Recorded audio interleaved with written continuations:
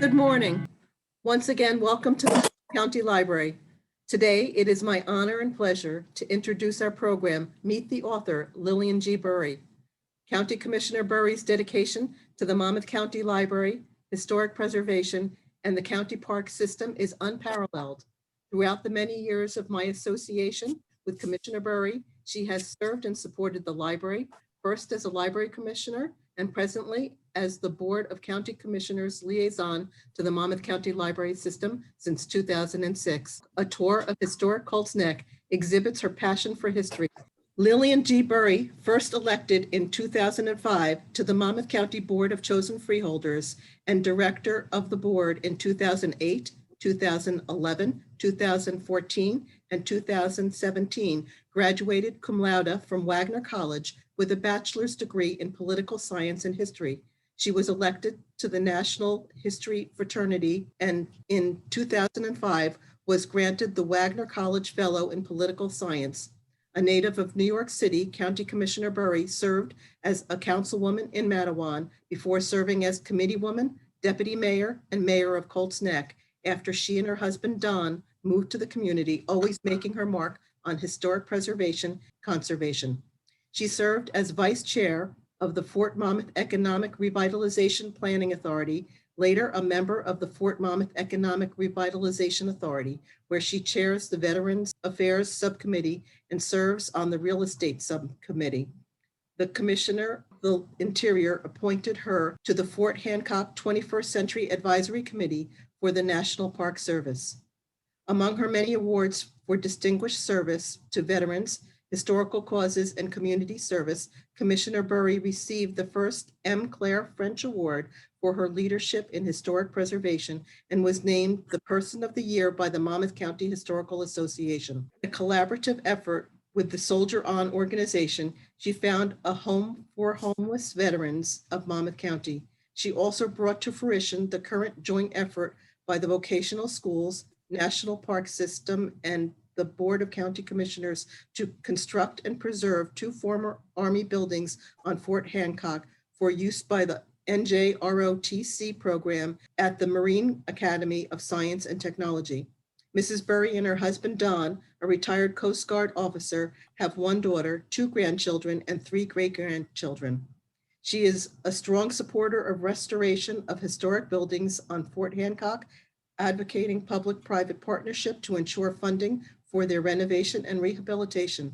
Mrs. Burry is the County Commissioner Liaison to the Monmouth County Historic Commission and an avid supporter and past Commissioner of the Parks Department, continuing her commitment to retain open space as much for its environmental importance as its historic significance. She is a founder and current president of the Colts Neck Historical Society and took on the publication of her first book because of the importance of the 13 historic spots within the township she successfully strived to have declared and signed for their historic significance. Her book may be enjoyed at home or kept in the car so that history enthusiasts can take a long leisurely trip to see every site or shorter, equally enjoyable individual visits one at a time.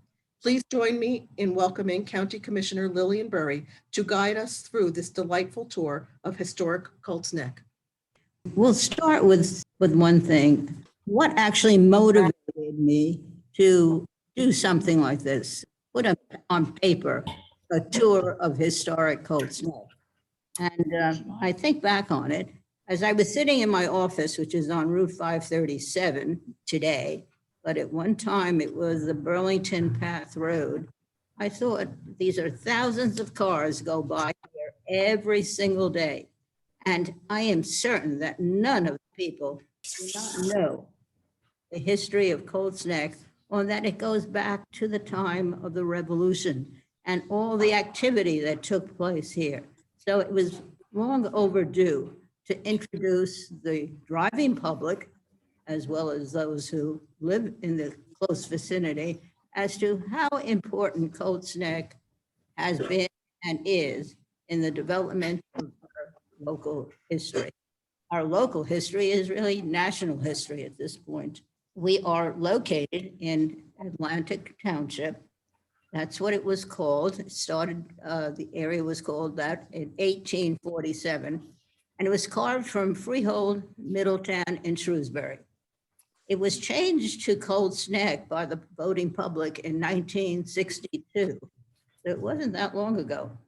And we have always, at least as long as I've been there, and it seems like a long time, have always focused farmland preservation, open space, historic preservation. And I think that was part of what I've been so dedicated to. So as I mentioned, the Burlington Path Road. Well, that's where the Colts Neck Inn is.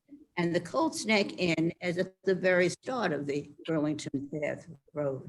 And it is, and was, no longer is, unfortunately, a stagecoach stop on the road. And it was a tavern that was built in 1717 by the Laird family. Now, that's a name that's going to be, you'll hear many times through this presentation, and I'm sure very familiar to most of us in the area. They owned it for a period of time while they distilled their Applejack in the back, and unfortunately, it was destroyed by fire. And you'll hear a lot of that too as we're talking, that so many of our places have disappeared due to fire. But let's get back to the inn.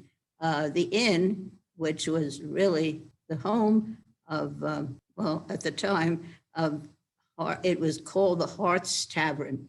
And the Hearts Tavern was really owned by Joshua Huddy's soon to become wife, and she was the widow of Levi Hart. So you'll see the architecture in along 537 and further into the interior, very much influenced by the English and Dutch settlement here. We are and continue to be the crossroads of the Revolution, the crossroads of commerce today. And there were many Revolutionary War skirmishes here. There was the Kelsey House, which is now a real estate office, occupied by the Kelseys.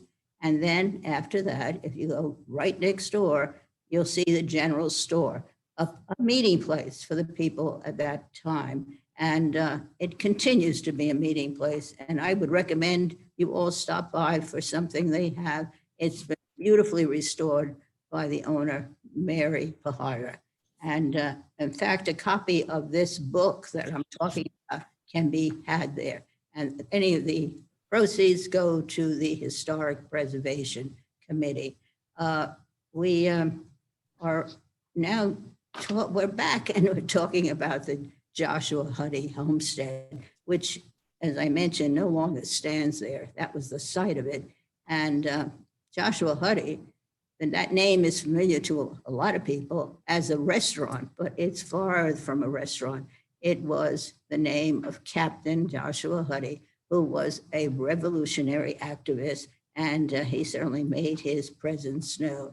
The Tories figured he was important enough and caused enough problems. They burned his house. He was imprisoned. He escaped. He was very good at escaping, but unfortunately, he found his end in the Highlands when he was hung for the death of Philip White. So here we go. Right behind there, close by, is the Atlantic Grange. Now, what is the Atlantic Grange and what was it? It's the oldest American agricultural group settled there and built their organization, and it was known as the Atlantic Branch 216. Organized in 1931. It was built by its members, friends, and they were great advocates for open space and good farming practices. So now that we've finished with the Atlantic Grange, let's move on the Burlington Path Road as we travel west, and we see this lovely white structure, otherwise known as the Dutch Reformed Church. And the church was organized in 1856. And it is a Greek revival in style. And it was called Reformed because it, by the way, that was in the Netherlands, changed for the better. And the Atlantic Cemetery, which is directly behind it, preceded the actual church itself. Next on the itinerary is Daniel RYALL home. And this was a cultural center in the 1800s, a very stately home. And the RYALL family, Daniel specifically, was a congressman and then went on to also was from New Jersey and then became in the capital in Washington. So there have been many owners over the 20th century, but it was really an incredible home and an attraction for a lot of people in the area. Yes. We take a quick turn into Hominy Hill Farm and Golf Course, and that was owned by Henry Mercer, brought in Robert Trent Jones, been there since 1976, highly thought of as a golf course. So then we go up the road on Bucks Mill Road, and this is the Probasco Ditmar Homestead. Now, that goes back a fair number of years.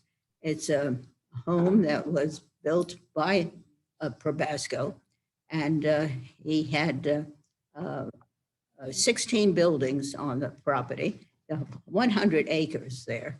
And the home itself is a beautiful example of the Dutch influence in this area of Colts Neck. At the time, they also had a mill there, and it was eventually purchased by the Ditmar family, and the replica of the mill is still standing. What happened to and here we go again, it was burned to the ground on Halloween Eve. So it's unfortunate.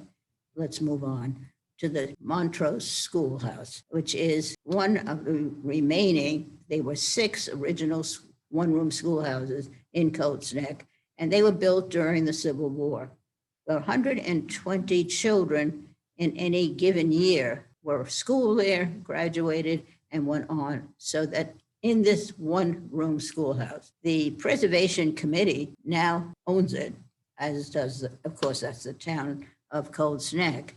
And they are instructed to maintain it and make it available to the public on different occasions. As the deputy mayor at the time, I did effect that purchase from the then defunct society for $1. So I would say it was one of my better performances, so I would say. So, but we do have, before I move on, a wonderful country Christmas, the Montrose School. And we do this every year, and this year will be December 12th, I believe. It's on a Sunday. Please come. It's a wonderful way to greet the holidays, and music, food, and it's all free. We'd love to see you.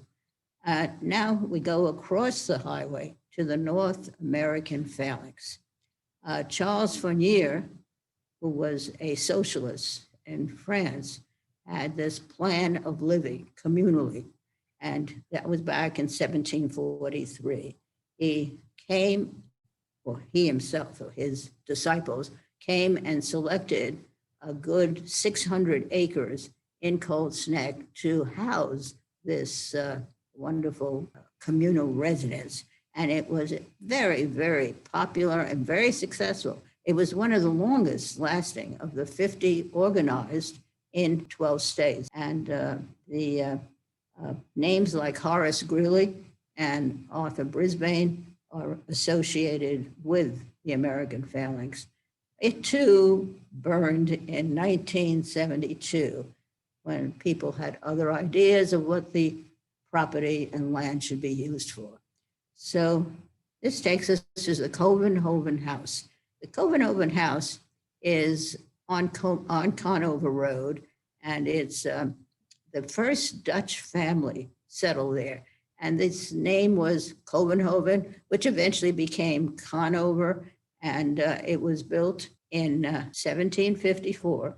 It was considered one of the oldest houses in Colts Neck, and unfortunately, that wasn't fire that removed this one. It was an ambitious builder, and it was removed from the site, and replaced with quite an incredible mansion.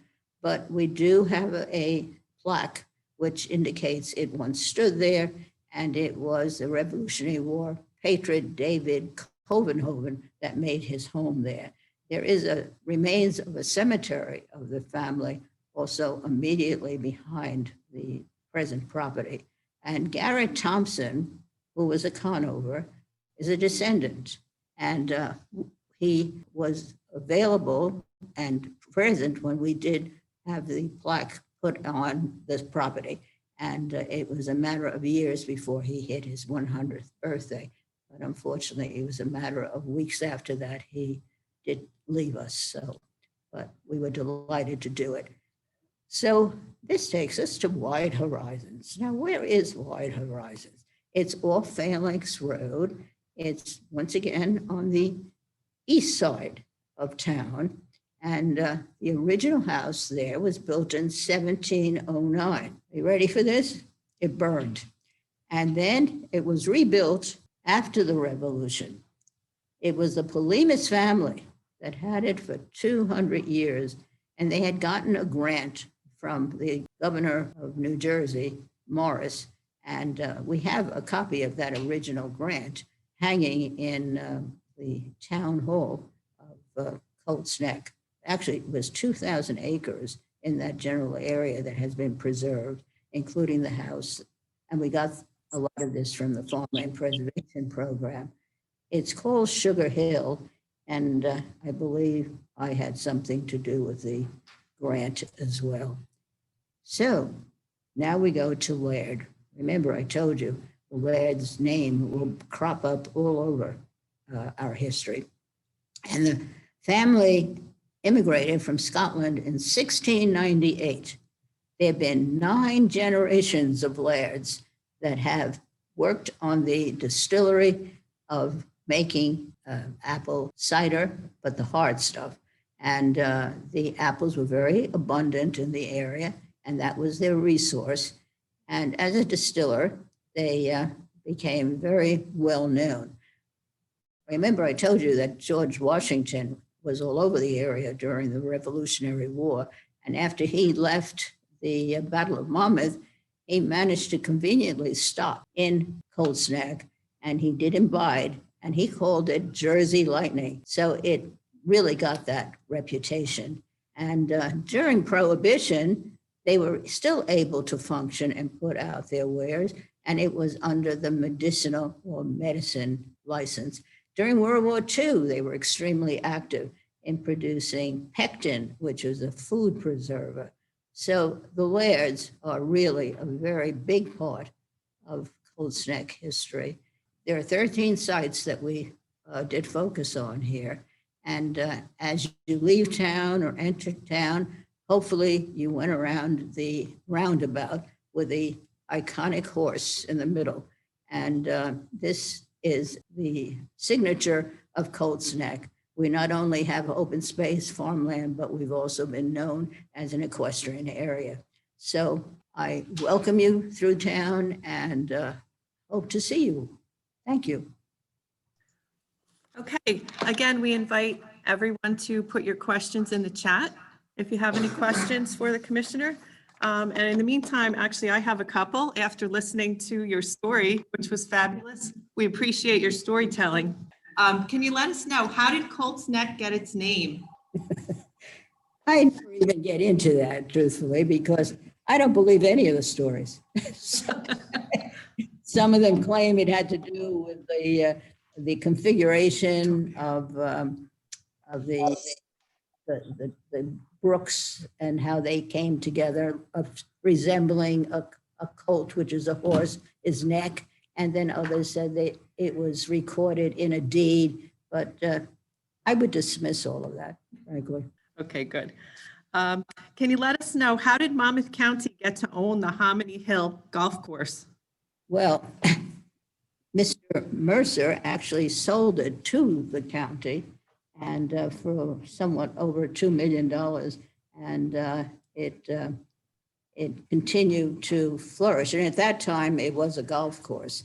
and it has flourished as one of our finest courses, not only in the county, but very, very much noted in the field of golfing. We have a question in the chat, and this is from Lucille. She says she lost track of how many places are still in existence since so many sites were burned. If you look in the book, I think you can easily pick out the ones that are still standing. There are still a fair number that are. Okay. Can you tell us, didn't the LAIRD'S have something to do with horses as well as the hotel and the distillery?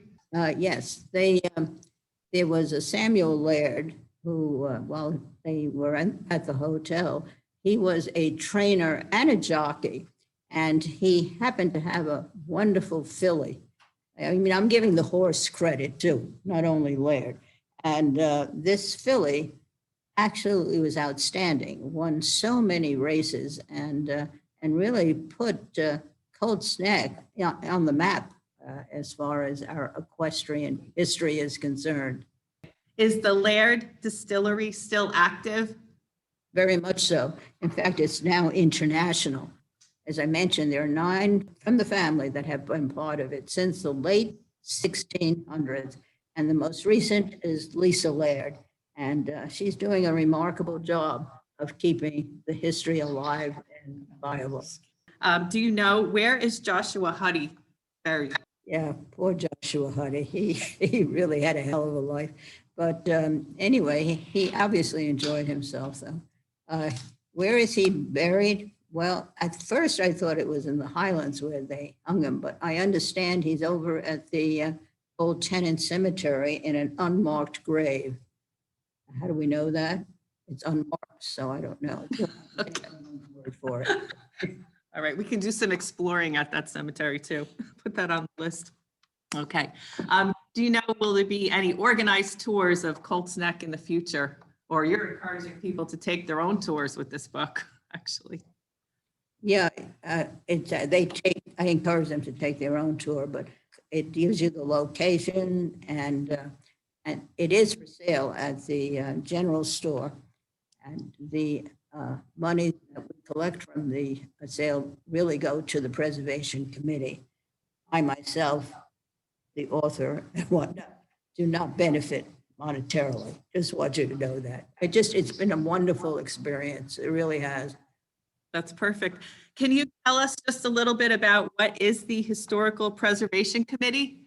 You know, it's a local, it functions under the auspices of the Colts Neck Township Committee. I've been involved in it, I guess, from the very beginning. Yeah, in fact, I established it now that I think about it. But we just have a message to get out, and that is, listen, we're very proud of our history, and we want to keep it in the forefront of people who are living there, coming through, traveling the Burlington Trail Road. And by the way, that was also the Mini Sink Trail. So we had Indians traveling it as well. So yeah, I think that's about it. Okay. And what did the Preservation Committee have to do with the Montrose School when they got it donated to them? Well, we had a lot of restoration work to do in there. It was not in very good shape. So that all came to pass, and it was done under the supervision and the auspices of the committee. And since then, of course, we made a point of trying to open it to the public. It's not on a very, every schedule. It's usually on special occasions. The county runs something called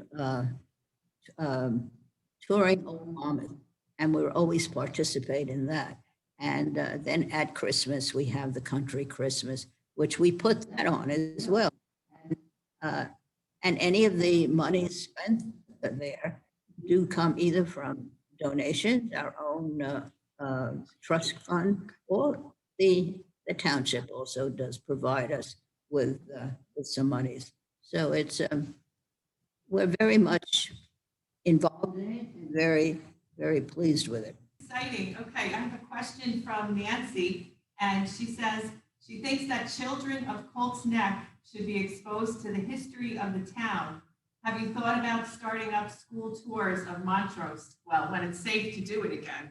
Absolutely, Nancy. In fact, it was a point that actually working with the principals to have such a, tours of the school. But then, because everything gets complicated with insurance concerns of liability, and we needed a bus to transport them. And that didn't work out too well. We weren't able to arrange it. I still haven't given up on it, Nancy, and I welcome any help I can get. I do believe you're in the school system, so you could help me. Okay, terrific. That's great news. All right. And will we be adding any more historic markers in Colts Neck? I'd love to. In fact, I'm thinking there probably could be an amendment to this booklet very easily, because I've had certain people come up to me and say, well, what about my location? This happened there, that happened there, which is absolutely true. And the reason why we stopped at 13, and I hate to be so crash, but money. These markers cost us, the committee, $2,500 a piece. It's not cheap.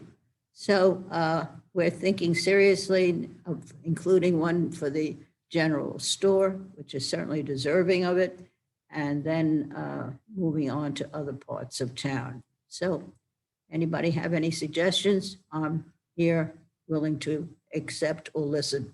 Okay. All right. We have some very nice comments thanking you for your time and for your fabulous storytelling about Colts Neck today. We're very blessed to have you on our committee and acting on everyone's behalf. You're getting a lot of applause also Thank on you. the screen here. How wonderful. I hope you can see this. It was very exciting to have you here at the Monmouth County Library. And we encourage everyone to please come and visit the library.